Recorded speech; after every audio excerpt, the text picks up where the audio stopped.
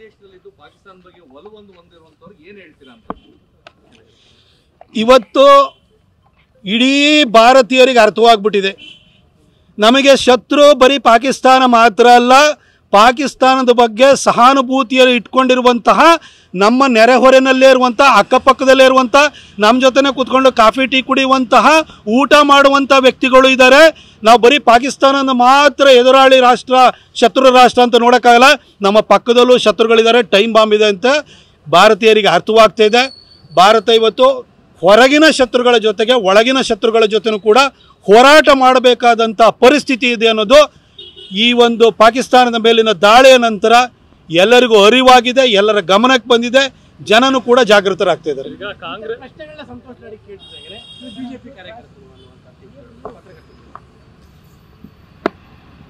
ಕಾಂಗ್ರೆಸ್ನವರಿಗೆ ಯಾವುದೇ ಒಂದು ಕಠಿಣವಾದಂಥ ಪ್ರಶ್ನೆಯನ್ನು ಅವರ ಬಗ್ಗೆ, ಅವರ ಯಾವುದೇ ಅಸಮರ್ಥತೆಯ ಬಗ್ಗೆ ಪ್ರಶ್ನೆ ಮಾಡಿದ ಕೂಡಲೇ ಪತ್ರಕರ್ತರನ್ನ ಆತ್ಮಸ್ಥೈರ್ಯ ಉಡಿಸ್ಬೇಕಾ, ನೀವು ಬಿ ಜೆ ಪಿ ಕಾರ್ಯಕರ್ತರ, ನೀವು ಏನು ಬಿ ಜೆ ಪಿ ಏಜೆಂಟಾ, ಈ ಥರ ಹೇಳ್ತಾರೆ.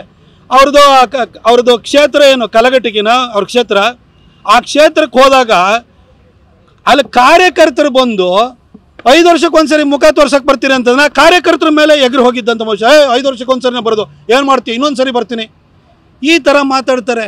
ಅದು ಏನಾಗಿದೆ ಅಂತಂದ್ರೆ ಈ ಸಂತೋಷ್ ಲಾಡು ಮೈ ತುಂಬ ಈ ಮೈನಿಂಗ್ ದುಡ್ಡು ಮೆತ್ಕೊಬಿಟ್ಟಿದೆಯಲ್ಲ, ಆ ದುಡ್ಡಿನ ಮದ ಹಂಗೆ ಮಾಡಿಸುತ್ತೆ. ಈ ಹಿಂದೆನೂ ಕೂಡ ಸಿದ್ದರಾಮಯ್ಯನವ್ರ ಸರ್ಕಾರದಲ್ಲಿ ಮಂತ್ರಿ ಆಗಿದ್ದು ಮೈನಿಂಗ್ ಹಗರಣ ಮೆತ್ಕೊಂಡು ರಿಸೈನ್ ಮಾಡಿ 2.5 ವರ್ಷ ಹೊರಗಡೆ ಇದ್ರು, ಅದು ನೆನಪಿರಬೇಕು. ಸಂತೋಷ್ ಲಾಡ್ ಹೊರಗಡೆ ಭಾಳ ಸುಭಗ ಅಂತ ಪೋಸ್ಟ್ ಕೊಡೋಕ್ಕೆ ಹೋಗಬೇಡಿ ನೀವು. ಮೈನಿಂಗ್ ಹಗರಣದಿಂದ ರಿಸೈನ್ ಮಾಡಿದಂಥ ವ್ಯಕ್ತಿ. ಮೊನ್ನೆನೂ ಕೂಡ ನಿಮಗೆ ಕಾರ್ಮಿಕರಿಗೆ, ಮಹಿಳೆಯರಿಗೂ ಕೊಟ್ಟಂಥ ಕಿಟ್ಟಲು ನೀವು ರಿಸೈನ್ ಮಾಡಬೇಕಿತ್ತು. ಆದರೆ ಸಿದ್ದರಾಮಯ್ಯನವರು ಅಂತಾರೆ ರಾಜ್ಯದ ಮುಖ್ಯಮಂತ್ರಿ ಆಗಿರ್ಬೇಕಾರೆ ಅವರೇ ಮೂಢ ಹಗರಣದಲ್ಲಿ ಸಿಗಾಕೊಂಡಿರ್ಬೇಕಾದ್ರೆ ನಿಮ್ಮಂಥವ್ರನ್ನೆಲ್ಲ ಬಿಟ್ಟಿದ್ದಾರೆ ಅಷ್ಟೇ. ಇಲ್ಲಾಂದರೆ 2ನೇ ಸರಿ ರಿಸೈನ್ ಮಾಡಿರ್ತಿದ್ರಿ. ಬಂದು ಮಾಧ್ಯಮಗಳ ಎದುರುಗಡೆ ಭಾಳ ಏನು ವೆಲ್ ಡ್ರೆಸ್ಡ್ ಆಗಿ ಬಂದ್ಬಿಟ್ಟು ಶರ್ಟ್ಸ್ ಹಾಕೊಂಬಂದ್ಬಿಟ್ಟು ಈ ಪೋಸ್ ಕೊಡೋಂಥದ್ದು, ಯಾರ ಪತ್ರಕರ್ತನ ಹೆದರಿಸೋದು, ಇವೆಲ್ಲ ಈ ಮೈನಿನ ದುಡ್ಡಿನ ಕೊಬ್ಬಿದೆಯಲ್ಲ, ಅದನ್ನು ಮನೇಲಿ ಇಟ್ಕೊಳ್ಳಿ ಸರ್. ಎಲ್ಲರಿಗೂ ಕೂಡ ನಿಮ್ಮ ಹತ್ರ ದುಡ್ಡಿರ್ಬೋದು, ಬೇರೆಯವ್ರಿಗೆ ಯೋಗ್ಯತೆ ಇರುತ್ತೆ, ಯೋಗ್ಯತೆಗೂ ಭಾಳ ಶಕ್ತಿ ಇರುತ್ತೆ. ಪತ್ರಕರ್ತರನ್ನ ಈ ರೀತಿ ಬಂದು ಅವ್ರಿಗೆ ಪ್ರಶ್ನೆ ಮಾಡೋವಂಥದ್ದು, ಅವ್ರನ್ನ ಆತ್ಮಸ್ಥೈರ್ಯ ಹುಡುಕ್ಸೋವಂಥದ್ದು ಕೆಲಸವನ್ನು ಮಾಡೋದು, ಬಿ ಜೆ ಪಿ ಕಾರ್ಯಕರ್ತರ, ನೀವು ಕಾರ್ಡ್ ಹೋಲ್ಡ್ರಾ, ಏಜೆಂಟ್ರಾ, ಈ ಥರ ಪ್ರಶ್ನೆ ಮಾಡೋದು ಬಿಡಿ. ಅವ್ರು ಕೇಳಿದಂಥ ಪ್ರಶ್ನೆಗೆ ಉತ್ತರ ಕೊಡಿ. ನಿಮ್ಮ ಇಂದಿರಾ ಗಾಂಧಿ ಏನು ಮಾಡಿಬಿಟ್ರು 71 ಅಂತ ಅದನ್ನು ಹೇಳಿ ಫಸ್ಟು.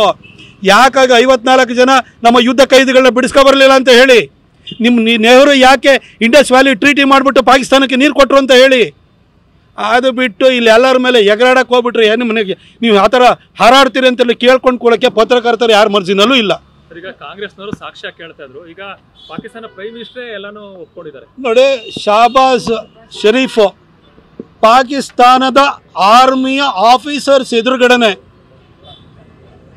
9 ಮತ್ತು 10ನೇ ತಾರೀಕು ರಾತ್ರಿಗೆ ಬೆಳಗಿನ ಜಾವ 2:30ಕ್ಕೆ ಆರ್ಮಿಯ ಜನರಲ್ ಆಗಿರುವಂಥ ಆಸಿಮ್ ಮುನೀರ್ ನನಗೆ ಕರೆಯನ್ನು ಮಾಡಿ ಪಾಕಿಸ್ತಾನದ ಮೇಲೆ ಇಂಡಿಯಾದವರು ಮಿಸೈಲನ್ನು ಹಾಕಿದ್ದಾರೆ, ಏರ್ ಸ್ಟ್ರೈಕನ್ನು ಮಾಡಿದ್ದಾರೆ ಅಂತ ನನ್ನನ್ನು ಎಬ್ಬಿಸಿದ್ರು ಅಂತ ಹೇಳ್ತಿದ್ದಾರೆ. ಇನ್ಯಾವ ಸಾಕ್ಷ್ಯ ಬೇಕು ಸರ್? 2008 ಕೂಡ ತುಕಾರಾಮ್ ಓಂಬಳೆನೆ ಅಜ್ಮಲ್ ಕಸಬನ್ನು ಹಿಡಿದು ನಿಮಗೆ ಸಾಕ್ಷ್ಯ ಕೊಟ್ಟಾಗಲೇ ಪಾಕಿಸ್ತಾನದ ವಿರುದ್ಧ ನೀವು ಹುಲ್ಕಡ್ಡಿ ಎತ್ತಲಿಲ್ಲ. ಇವತ್ತು ಮೋದಿಯವರು ದಾಳಿ ಮಾಡಿರೋದಕ್ಕೆ ಪಾಕಿಸ್ತಾನದವರೇ ಸಾಕ್ಷ್ಯ ಕೊಡ್ತಾ ಇದ್ದಾರೆ. ಅವ್ರ ಏರ್ಫೀಲ್ಡ್ಗಳು ಡೆಸ್ಟ್ರಾಯ್ ಆಗಿದೆ, ಅವರ ಪ್ರೈಮ್ ಮಿನಿಸ್ಟರ್ ಒಪ್ಕೊಳ್ತಿದ್ದಾರೆ, ಅವರೊಬ್ಬ MP ಕದನ ವಿರಾಮವನ್ನು ಘೋಷಣೆ ಮಾಡಿ ಅಂತ ಪಾಕಿಸ್ತಾನದ ಪಾರ್ಲಿಮೆಂಟಲ್ಲಿ ಹತ್ಕೊಂಡು ಹೇಳ್ತಾ ಇದ್ದಾನೆ. ಇನ್ನೇನ್ರಿ ಬೇಕು ನಿಮಗೆ? ಟ್ರಂಪ್ ಕೂಡ ಹೇಳಿದ್ರು ನಾನು ನಿಲ್ಲಿಸಲಿಲ್ಲ ಯುದ್ಧವ ಅಂತ. ಅದು ಹೇಳಿದ್ಮೇಲೂ ಸಹ ಇವರು ತಿರಂಗ ಯಾತ್ರೆ ಮಾಡಿ, ಟ್ರಂಪ್ ಯಾತ್ರೆ ಮಾಡಿ, ಈ ರೀತಿ ಅಂತ ಹೇಳಿ ನಾನು ಭಾಳಷ್ಟು ಸರಿ ಹೇಳಿದ್ದೀನಿ, ಈ ಕಾಂಗ್ರೆಸ್ ಇದುವರೆಗೆ ಪಾಕಿಸ್ತಾನದ ಮೇಲೆ ಇರುವಂಥ ಪ್ರೀತಿ ಹೋಗೋಕ್ಕಾಗಲ್ಲ. ಯಾಕೆಂದರೆ ಪಾಕಿಸ್ತಾನ ಹುಟ್ಟಿಸಿದವರೇ ಅವರು.